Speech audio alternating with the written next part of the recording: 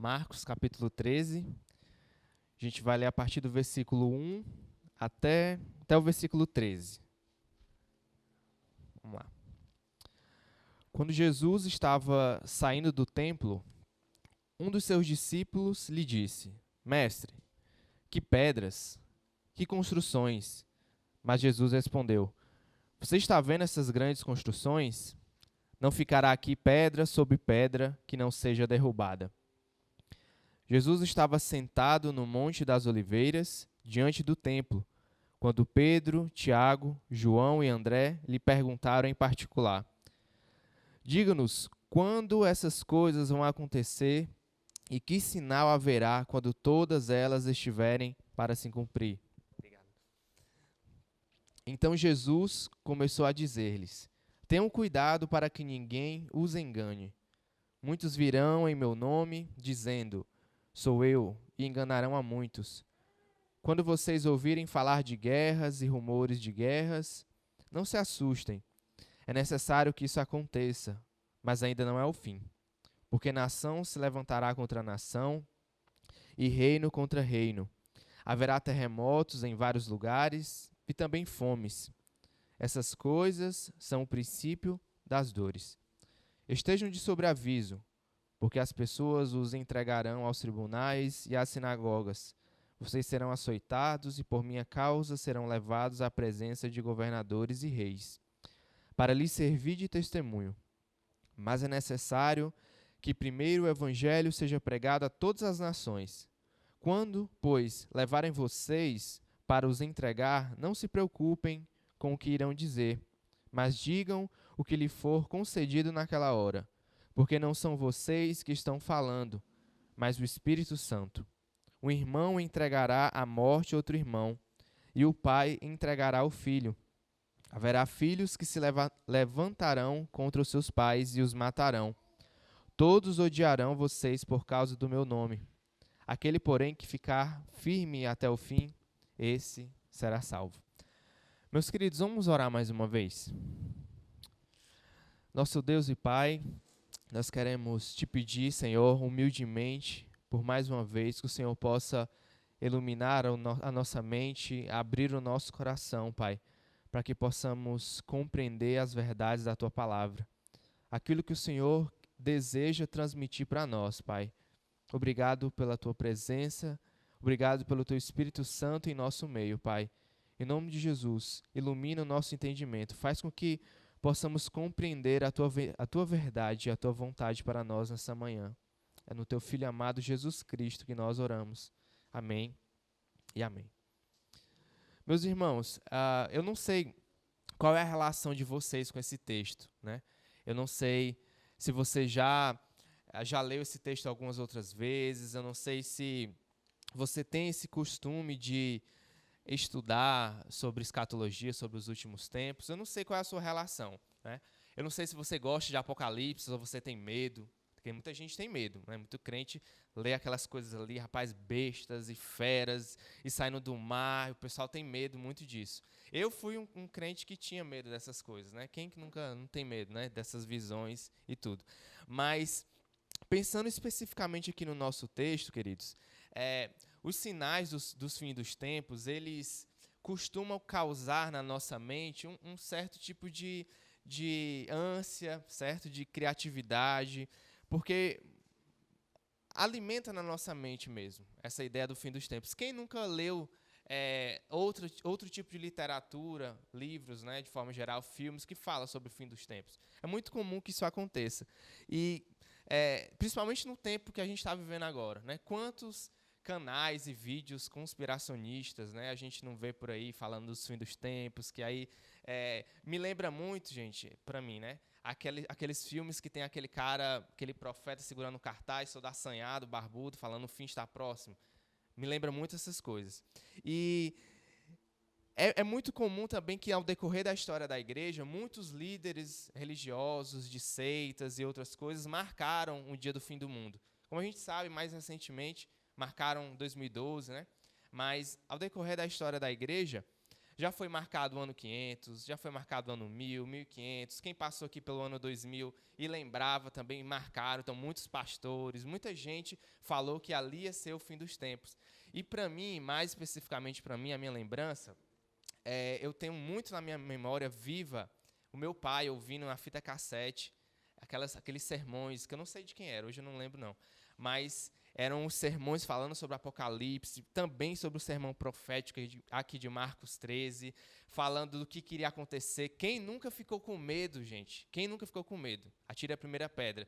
Da questão do chip da besta que ia ser colocado nos crentes. Eu, quando era criança, meu pai, ele ia para a igreja, e eu não era crente, né? Tinha entre 6 a 8 anos, e eu era simplesmente aterrorizado pelas histórias apocalípticas. Eu imaginava que a igreja iria ser arrebatada, né, de forma invisível. Eu que não era crente, eu sabia que eu não era crente, eu era criança, mas eu era pecador, eu sabia disso. Eu sabia que eu iria ficar, e eu já imaginava na minha mente assim, ainda bem que ele não consegue entender muito, né, mas todo mundo, assim, o povo que ia ficar, e aquele texto, né, aquele versículo que fala que não era pelo amor, mas ia ser pela dor. E aí todo mundo ali, o diabo arrancando o povo. E aí eu imaginava que por meio da dor eu ia ser salvo. Então vocês podem imaginar, gente, como que era a minha cabeça e talvez a cabeça de muita gente. Não estou falando vocês, espero que não. Mas eu conheço pessoas próximas a mim que não têm nenhum tipo de experiência de fé, elas não leem a Bíblia, até conhecem algumas coisas, mas elas são altamente atualizadas dos eventos dos fins dos tempos. Como eu falei no início, vendo vídeos, né, lendo outras literaturas, são pessoas especialistas em saber aquilo que vai acontecer detalhadamente.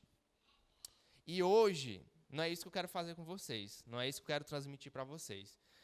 Eu acredito que não é isso que Jesus tenciona trazer para os seus discípulos ali naquela época, nem para a gente. Acredito que não seja isso.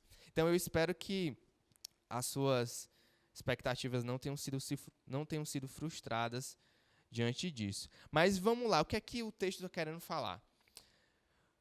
O sermão profético, ele começa dizendo o seguinte, né? O que é a cena? O que é que está acontecendo aqui? Jesus está diante do templo, o templo de Jerusalém, e aí um discípulo, que a Bíblia não fala qual é, diz o seguinte, né? Chama a atenção de Jesus, fala, ó Jesus, né? Olha, mestre, que pedras, que construções, né? O discípulo, ele estava se maravilhando diante daquele templo, porque era um templo muito suntuoso. O templo de Jerusalém, diz a história, né, que era um templo todo de mármore branca, tinha partes de ouro, era uma coisa linda, era uma das maravilhas da antiguidade. Então, o discípulo ali, provavelmente o judeu, né, um judeu muito nacionalista, os judeus eram muito nacionalistas, eles amavam a sua nação. E aí eles se vangloriavam também da beleza do templo. E aí ele mostra para Jesus, olha Jesus, que pedras, que construções, de alguma forma como se quisesse impressionar o nosso Senhor, né? Mas como que impressiona o Senhor da glória, né? Quantas belezas o Senhor nos já viu antes de ser encarnado, ele iria se maravilhar com o templo construído por mãos humanas? Acredito que não. E aí o texto continua, mestre, que pedras, que construções, mas Jesus responde, você está vendo estas grandes construções? Não ficará aqui pedra sobre pedra que não seja derrubada. Então, a expectativa ali do discípulo provavelmente foi derrubada junto com o anúncio de Jesus. Jesus, ele profetiza a destruição do templo de Jerusalém, que iria acontecer no ano 70. Provavelmente, queridos, aqui nessa época, o templo ainda não estava pronto, ele estava ainda em reformas. A história diz que o templo de Jerusalém foi construído, terminado no ano 64, por aí. Então, somente mais 6 anos depois ele seria destruído. E aí, na época de Jesus, ele ainda estava sendo reformado, ele ainda estava sendo construído. E Jesus, ele diz o seguinte, olha, esse templo que vocês estão vendo, ele será destruído. E juntamente com o templo, queridos, havia na mentalidade, no imaginário popular dos judeus, que a destruição do templo de Jerusalém, ele acarretaria também no fim dos tempos, evocando a ideia lá do profeta Daniel. Então, quando Jesus anuncia que o templo será destruído, para aquelas pessoas, para os judeus, para as pessoas que eram seus seguidores, isso implicava dizer que o fim dos tempos estava próximo. Por quê? Porque o templo de Jerusalém não era somente uma igreja, sabe? Não era somente um espaço religioso. Mas para o judeu, para Israel, o templo ele tinha uma centralidade. Ele era muito importante. Ele era o centro de toda atividade religiosa, de toda atividade social. Era impossível para o judeu ele se ver sem o templo, certo? Então, a última vez que o templo foi destruído foi no ano 70, e aí ele ainda não foi construído de volta. Então, a nação de Israel foi dispersa depois daquela época, e aí só agora, em 1948, que eles foram reunidos mais uma vez em um estado. Então, para o judeu, falar que o templo iria ser destruído era tirar uma parte dele, sabe? Porque o templo ele era o lugar onde Deus se revelava, era o lugar de encontro, semelhante ao que acontecia no tabernáculo. Era o lugar onde Deus se encontrava com o seu povo, onde os sacrifícios eram oferecidos para que, de alguma forma, a ira de Deus não fosse despejada sobre o povo. Então, anunciar que o templo, que esse local de encontro seria destruído, era anunciar que, de fato, o fim dos tempos estava próximo. E Jesus, ele diz isso, ele fala, olha, vocês estão vendo esse templo, ele estava de frente do templo. Não ficará aqui pedra sobre pedra que não seja derrubada. Então, em agosto, provavelmente agosto do ano 70, a Roma, por meio do imperador Tito, invade Israel e toca fogo no templo, destrói tudo. Mais de 100 mil judeus são mortos, muita gente é escravizada. Então, Jesus ele anuncia aqui que haveria uma diferença, um certo tipo de diferença de eras. Esse evento, queridos, a destruição do templo, fez com que a igreja primitiva ela cortasse alguns laços com o judaísmo. Talvez, se isso não tivesse acontecido, a igreja não conseguiria sair do judaísmo como ela saiu. Então, foi necessário que isso acontecesse.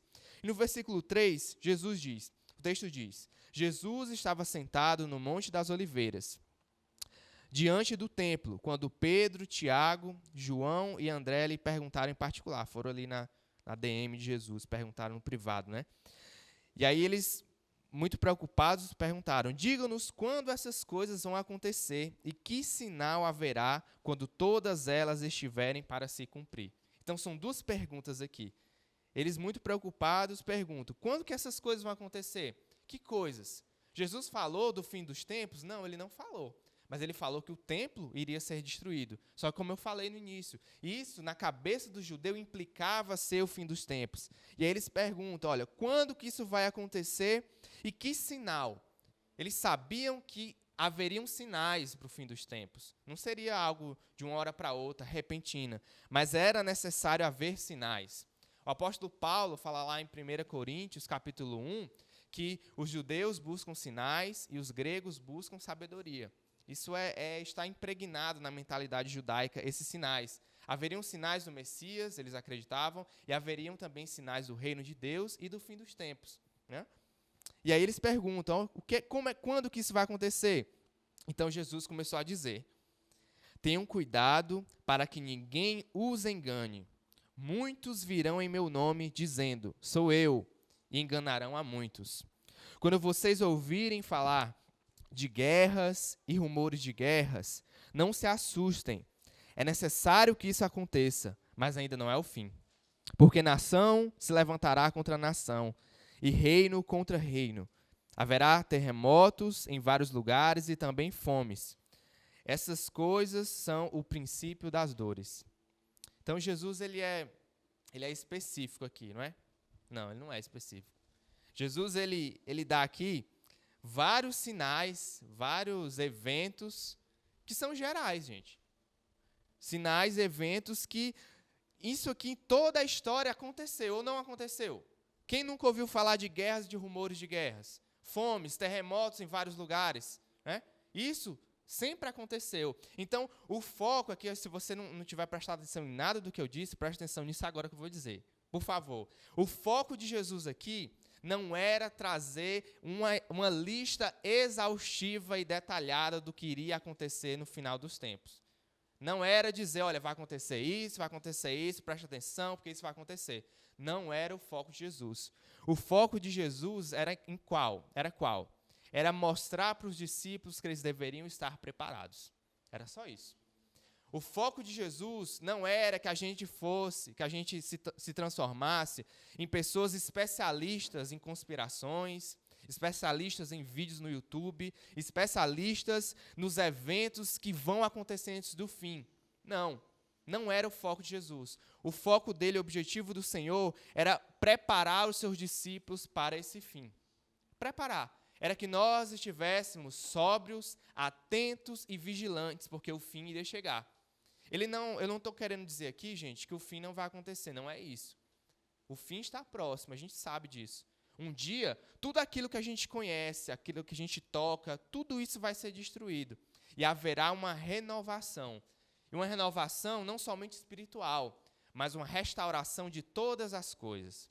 Nós sabemos, por meio da palavra, que o pecado ele atingiu toda a esfera da existência. Tudo que a gente conhece. Os relacionamentos, a nossa vida espiritual, a criação, tudo foi atingido pelo pecado. Da mesma forma, o Evangelho promete abarcar uma restauração igual. Se o pecado ele destruiu toda a existência humana, tudo aquilo que a gente conhece, a criação, o Evangelho ele também vai trazer uma restauração igual.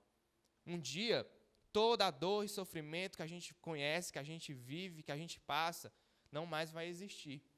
E essa é a esperança proposta no Evangelho, que um dia tudo vai ser restaurado por meio de Cristo Jesus. O que a gente cantou aqui agora mais cedo, né?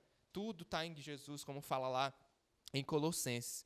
Então, o objetivo de Cristo, meus irmãos, era dizer o seguinte aqui no versículo 5, tenham cuidado, para que ninguém os engane, porque muitos virão em meu nome. Então, quantos já não vieram no nome de Jesus, afirmando ser o Messias? Quantos ao decorrer da história? Isso começou muito cedo. Ainda nos dias do apóstolo João foi o último apóstolo a estar vivo, já muitas heresias já estavam entrando na vida da igreja. Muitos já negavam a divindade, a humanidade de Jesus. E aí João escreve a primeira carta de João. Se você vê lá, a primeira carta de João, não sei se vai dar, vamos lá. 1 João 1.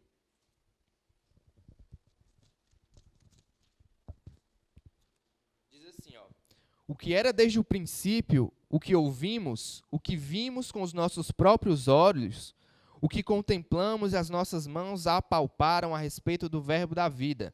E a vida se manifestou e nós a vimos, e dela damos testemunho, e anunciamos a vocês a vida eterna que estava com o Pai e nos foi manifestada. O que vimos e ouvimos anunciamos a vocês, para que vocês também tenham comunhão conosco. Ora, a nossa comunhão é com o Pai e com o Filho, com o seu Filho Jesus Cristo.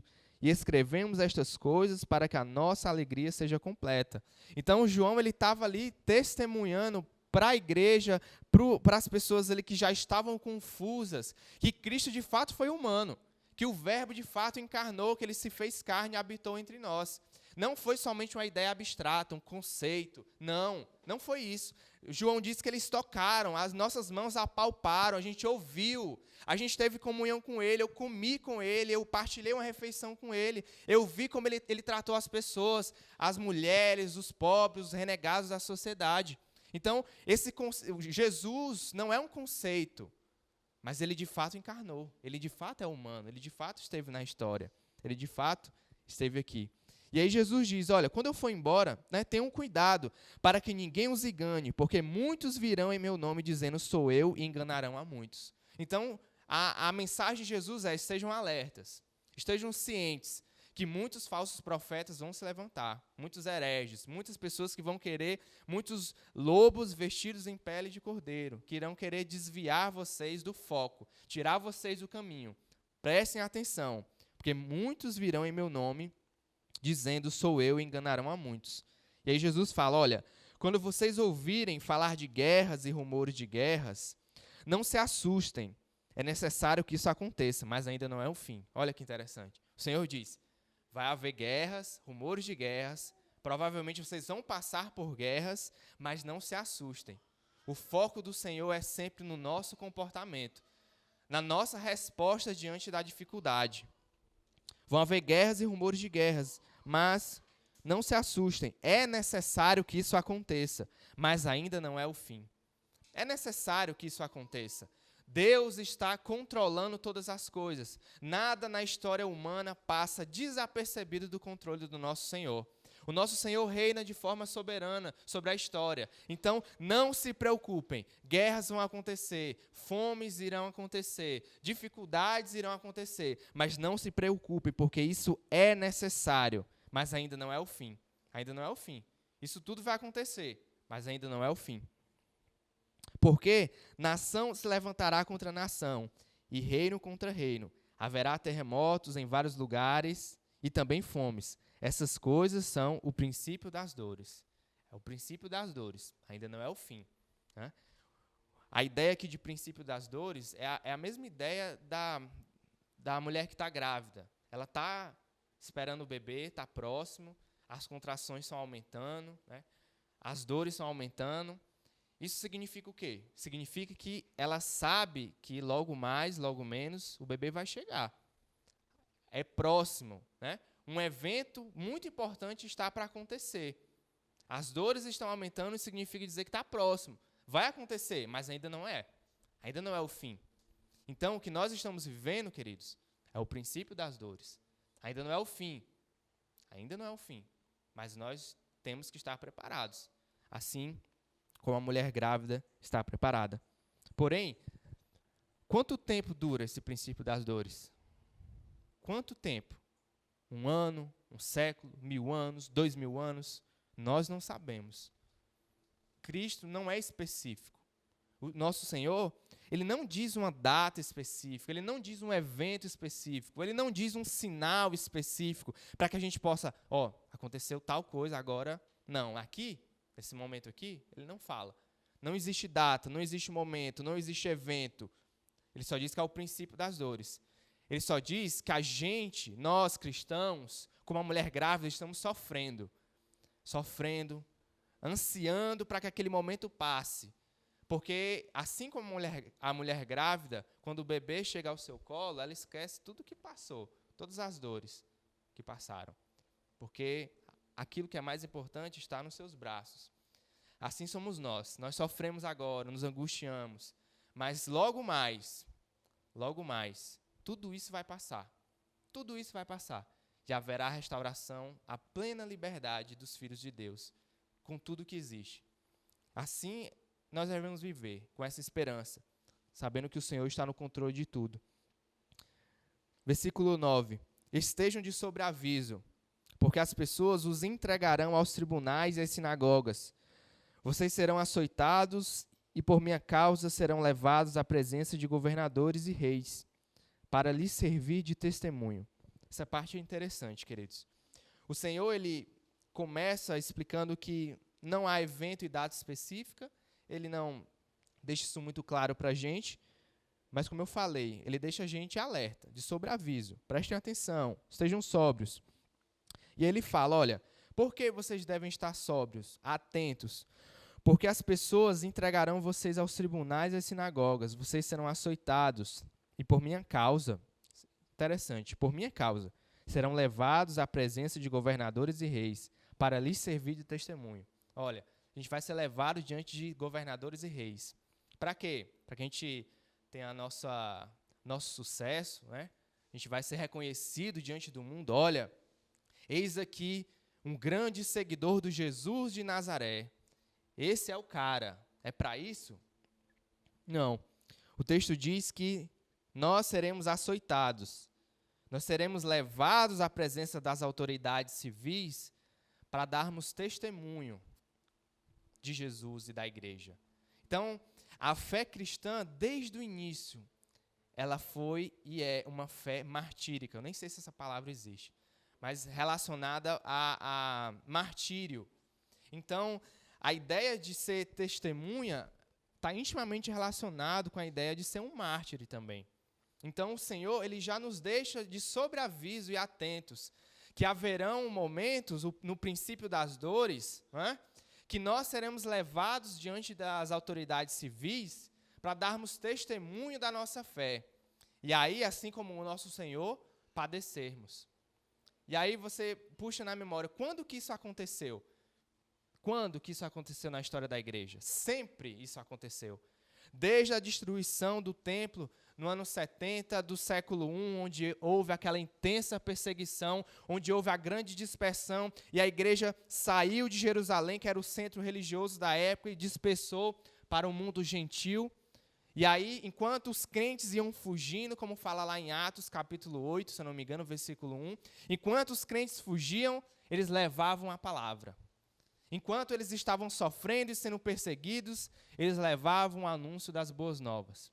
E aí, queridos, nós, agora no século XXI, devemos estar de sobreaviso, porque na nossa sociedade a gente não passa nenhum tipo de privação, como foi falado aqui também. A gente não passa nenhum tipo de privação religiosa. Se a gente passa é pouca, é mínima. Mas existem outros lugares, que vocês sabem disso, existem lugares hoje que há muito tempo irmãos nossos sofrem perseguição. Eles vivem de perto esse texto.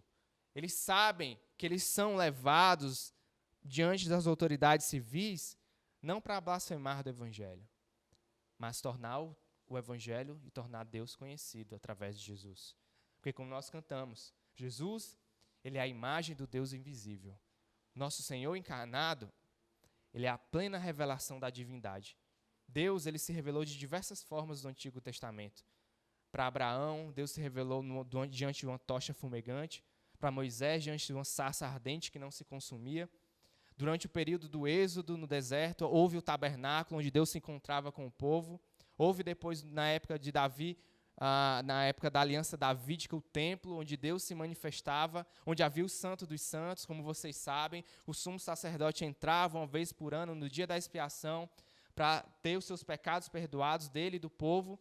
Mas, em um determinado momento da história, o apóstolo Paulo diz que na plenitude dos tempos, Deus se revelou por meio do seu Filho amado, Jesus Cristo.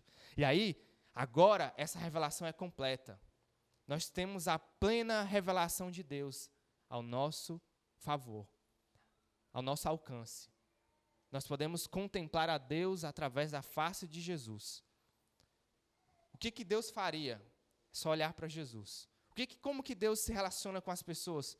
Olhemos para Jesus. Olhemos para Jesus, que é a imagem, a plena imagem do Deus invisível. E aí, queridos, o texto fala que, de alguma forma, para a existência cristã, a existência da igreja, há uma íntima relação com o sofrimento. E aí, aqui, não são sofrimentos de forma geral. Não é o sofrimento que todo mundo passa. Não é o sofrimento que a gente passa por causa do coronavírus, como a humanidade toda está sofrendo.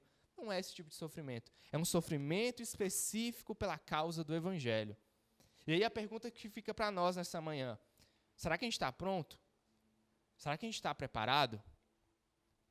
Jesus já deu as orientações. Ele diz, olha, tenham cuidado. Muitos enganarão vocês. Tenham cuidado, estejam de sobreaviso. Estejam de sobreaviso, porque vocês serão levados às autoridades civis para testemunhar do meu Evangelho. E vocês sofrerão pela minha causa. Olha que negócio interessante, né? Para falar para uma pessoa que não é crente. Vem para a igreja que as coisas vão dar certo na sua vida, né? Teu marido vai sair do álcool, né? Vai dar tudo certo. Teu filho vai sair da droga.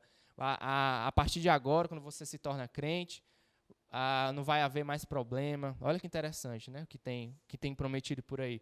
Mas o que Cristo promete é perseguição, é sofrimento. É pagar o preço por ser cristão, por ser discípulo. Esse é um dos principais temas, como vocês têm estudado aqui. Um dos principais temas do Evangelho de Marcos é o discipulado. É o custo do discipulado. É o preço que é pago por seguir a Jesus. Não é o preço da salvação, porque essa é de graça. Mas é o preço por ser cristão, por ser seguidor de Jesus. Jesus fala no versículo 10. Mas é necessário...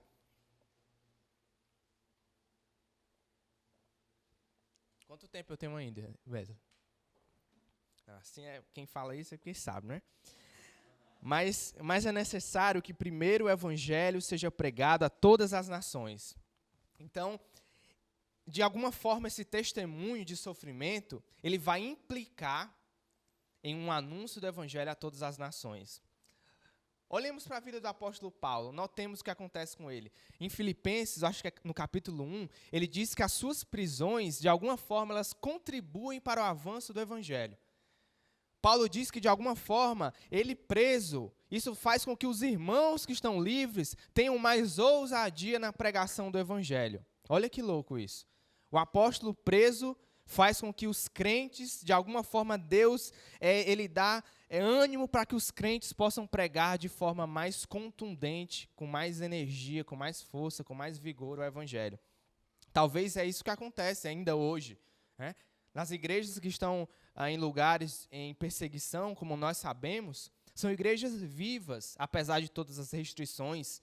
São igrejas que vivem de fato o evangelho, mesmo com intensa represália e perseguição do Estado, ou seja, lá de quem for, a igreja continua avançando, o reino de Deus continua avançando. As pessoas continuam sendo batizadas, discipuladas, igrejas continuam nascendo em cavernas, debaixo de pontes, em lugares que a gente nem imagina.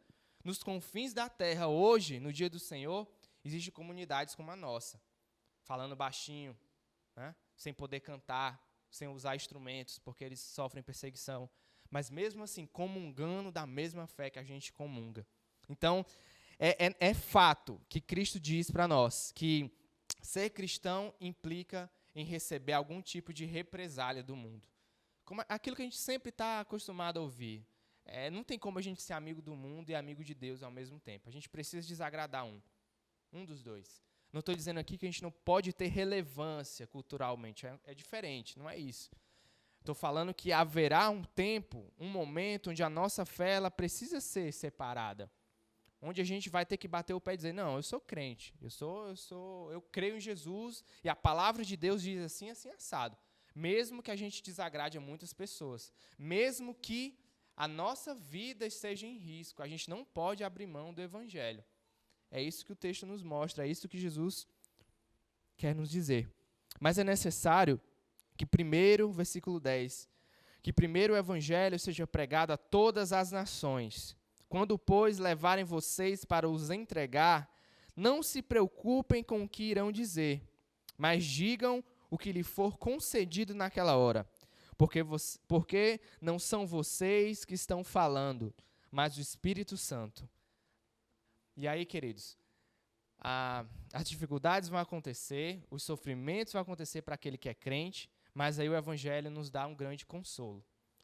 O texto nos diz que quando nós formos entregues a essas autoridades civis, a gente não deve se preocupar com o que a gente vai falar, porque o Espírito Santo vai falar em nosso favor. Da mesma forma que aconteceu com os apóstolos, o Espírito vai falar em nosso favor. Quando nós nos colocamos como testemunhos do Evangelho, há o consolo do próprio Evangelho, há o consolo do próprio Espírito Santo. Jesus, ele não nos manda para a sua missão sozinhos, sabe? Lembra do que fala lá em Mateus capítulo 28, né? Que ele estará conosco todos os dias até a consumação dos séculos. Ele nos dá uma missão, ele nos dá uma ordem, mas ele não nos deixa ir sozinhos. Ele diz que ele vai estar conosco até a consumação dos séculos, até o fim do mundo, até quando as coisas se destruírem, Jesus estará conosco por meio do Espírito Santo. E essa é a grande dádiva da igreja. A grande dádiva de qualquer igreja verdadeira, qualquer igreja, por menor que seja, do templo menos belo que possa existir. A grande dádiva da igreja é o Espírito Santo que nos consola. O Espírito que nos consola de forma específica nos sofrimentos que passamos em favor do Evangelho. Então, o que nós podemos ter certeza, queridos, nesse momento, é de que quando os sofrimentos e as perseguições chegarem na nossa vida, tenhamos certeza que não estaremos sozinhos. Jesus ele diz isso para encorajar e estimular os seus discípulos, porque muitos irmãos, eu não vou dizer todos, porque não tem como a gente saber, mas a grande maioria dos irmãos da igreja primitiva do século I imaginava que o Senhor iria voltar naquele momento, naquele século, no primeiro século.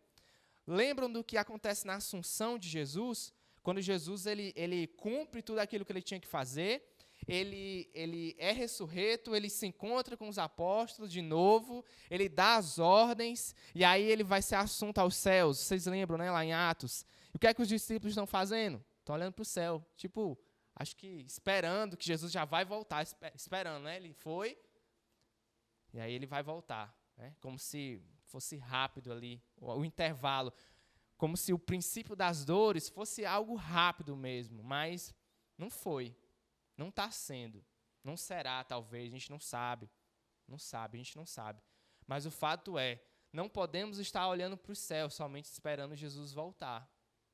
É importante a gente ter os nossos olhos na eternidade? Claro que é, mas há uma missão sobre nós, não é? Há uma ordem sobre a nossa vida. Precisamos não somente estar olhando para os céus, mas precisamos estar trabalhando, estar atentos. Estar atento, estar de sobreaviso é olhando para o céu? Não é. Estar atento de sobreaviso é resistente, pacientemente, aguardando e se defendendo das perseguições, mas sabendo que o evangelho precisa ser pregado a todas as nações. Então a gente espera evangelizando, anunciando o reino. A gente espera proclamando o evangelho. A gente resiste pacientemente, de sobreaviso, não sentado de braços cruzados.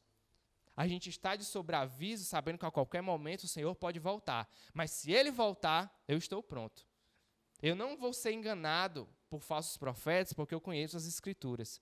Eu conheço os oráculos de Deus. Eu conheço os ensinamentos e os conselhos do Senhor. Eu sei aquilo que eu posso esperar do evangelho que eu não posso esperar. Charlatões, pastores da TV, aí, de grandes igrejas, sei lá o que, não podem me enganar, porque eu estou alicerçado no evangelho revelado, que é uma pessoa, que é Jesus Cristo. Então, eu estou pronto. E o texto fala, não fiquem com medo, porque o Espírito Santo vai dizer a vocês o que vocês têm que fazer. Versículo 12.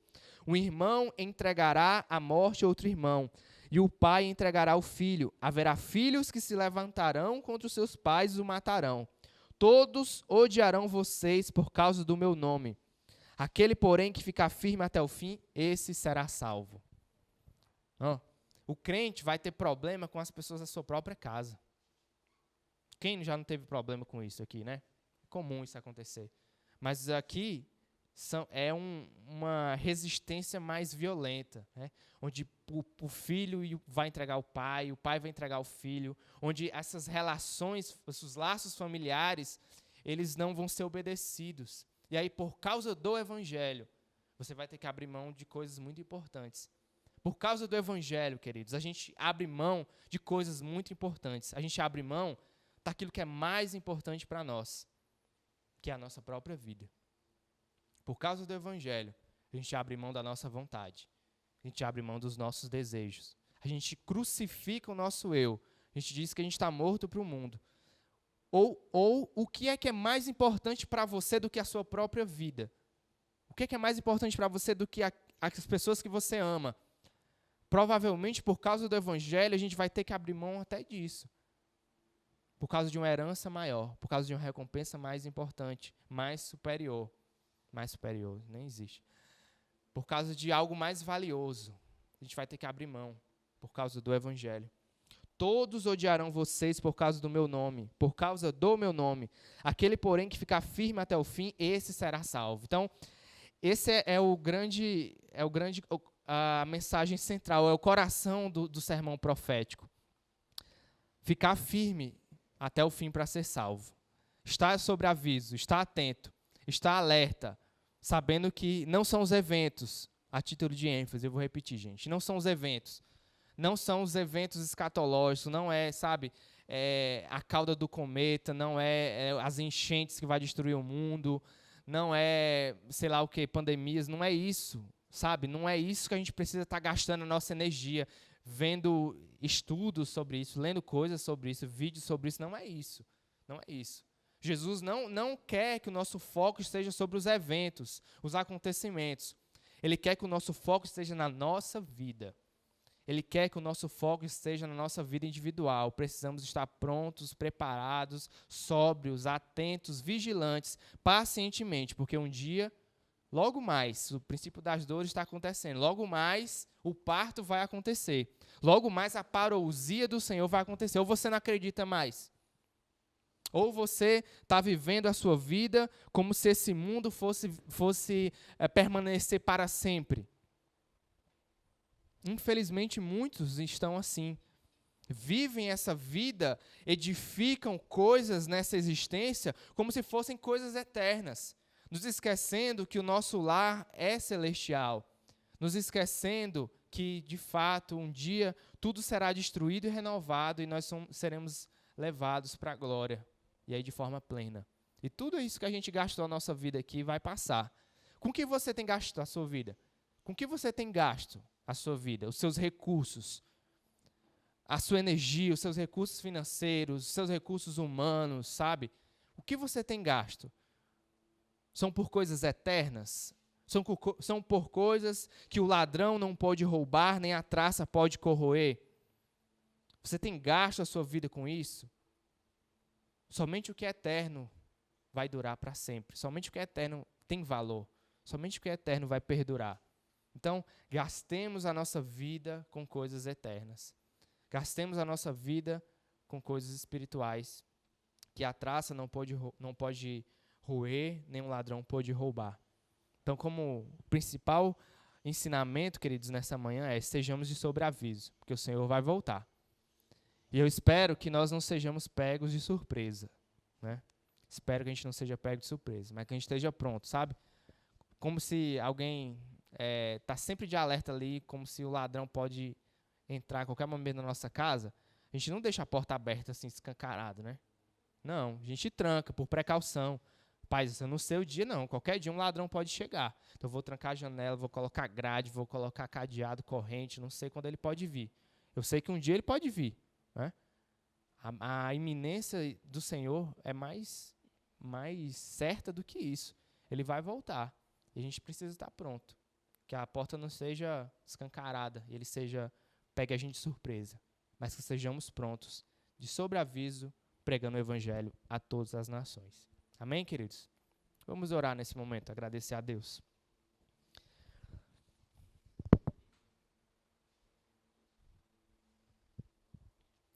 Obrigado, nosso Deus e Pai, pela Tua palavra revelada.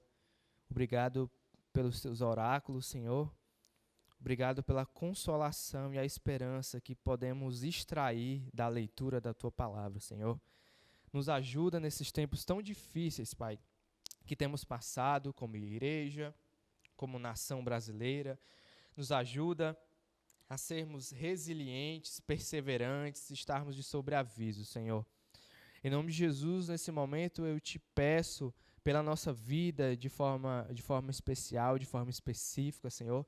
Nos ajuda a priorizarmos, Senhor, os assuntos do reino em favor dos nossos próprios assuntos, Senhor. Nos ajuda a priorizarmos as Tuas verdades, a Tua verdade. Em contrapartida, nos ajuda a crucificarmos a nossa vida, Pai. Crucificarmos a nossa vida por esse mundo.